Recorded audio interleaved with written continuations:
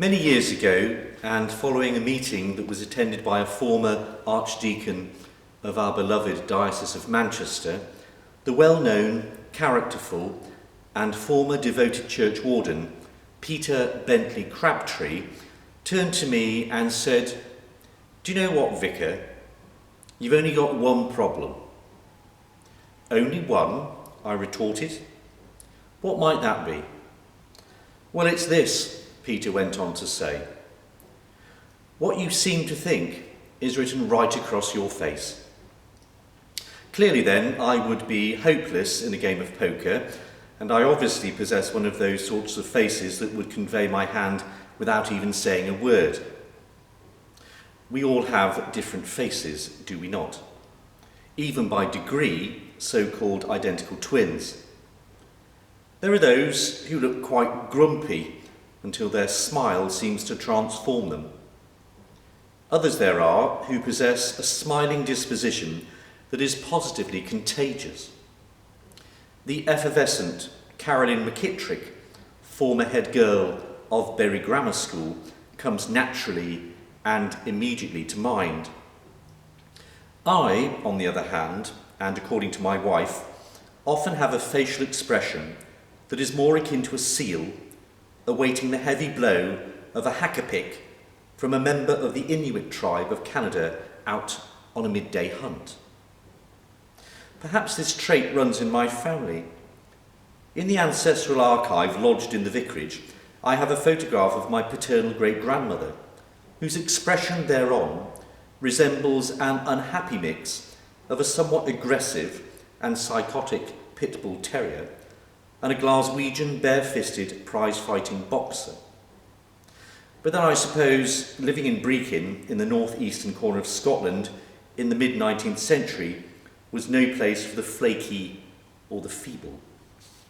Although I myself would have reservations about meeting in a darkened alleyway any such person resembling my great-grandmother, she evidently had the sweetest of temperaments. All this leads me into some brief observations and thoughts about the nature of Christian joy that might be helpful during these rather vexing times. There is a very well-known account of a man who used to visit his parish church every day. He would sit in front of the altar for an exceptionally long time, saying absolutely nothing, and remain almost physically motionless. Eventually, his very holy parish priest asked him, "What are you doing here, my friend?" To which the man replied, "Well, I sit here, and I look at him, and he looks at me." The man had nothing to say, because as he gazed upon the cross, he knew that he had no need to tell Christ that he loved him. And in return, he needed no sign that he was loved by the Son of God. Why? Because he knew that he was absolutely and unconditionally loved by him. In love, words are not necessary.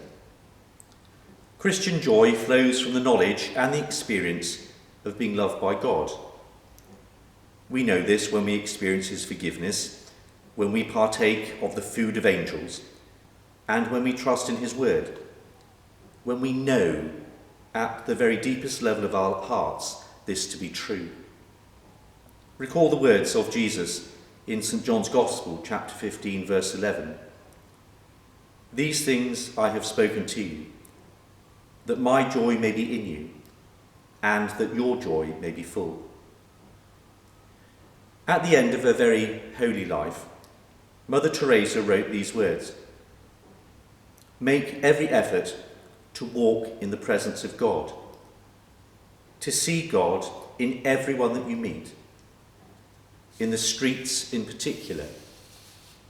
Know and live the joy of belonging to God, the joy of living with him, and the joy of being his." Knowing that joy does not necessarily translate across onto physical externals. by which, sadly and so very tragically, so much of human life is assessed. True Christian joy is far more deep-seated. Keep the faith then, and as you pray for me, I shall surely pray for you.